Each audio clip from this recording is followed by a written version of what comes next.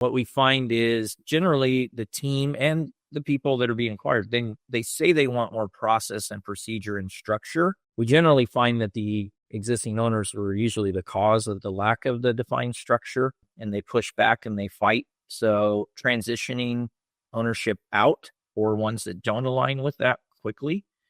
The other thing is really looking at the vertical. Do they align with what we're doing? We're really focused on recurring revenue.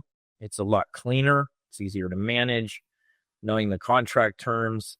So versus the first one it was a turnaround. It was a very difficult culture. It was a heavy product, hunt and kill kind of business. So our next acquisition looked quite a bit different from that one and was a lot smoother. We did the next one not quite 18 months later. Okay. And you found it through the same broker? Same broker, targeted Southern California. Our reach was expanding with bigger and bigger clients. And so we were having clients with multiple offices in Northern California, Southern California. Very clean business. There were two partners. Both partners wanted to get out of the industry, which sounded really appealing. Then one of the partners throughout the transaction, though, caught our vision and said, if this really is your vision, I would like to be part of that in some way. So one partner completely exited, knew they wanted to exit, and that process went really smooth because that helped with the buyer's remorse or seller's remorse, rather. Why did they want to exit the industry? I mean, it's a great industry to be in. Correct. So you usually, no matter how much due diligence you spend, I would say, it's all guys on this call.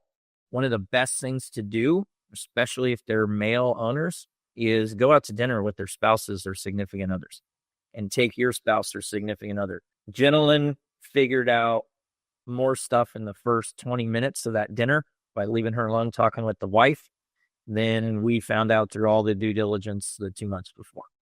Really? Yeah. So the two partners had been friends for quite a while, and it was clear through the due diligence too that one partner you never heard from. He never provided any of the material. He only worked on what he wanted. And they basically, it had gotten to a point where they didn't want to work with each other because one partner was carrying almost the entire load. And to the credit of the partner that we ended up hiring, worked with us for 3 years, transitioned, he never badmouthed the other partner. He actually was very class act, didn't lead into that. But gentleman got quite a bit of information from the wife on how burnt out he was, the stress he was under.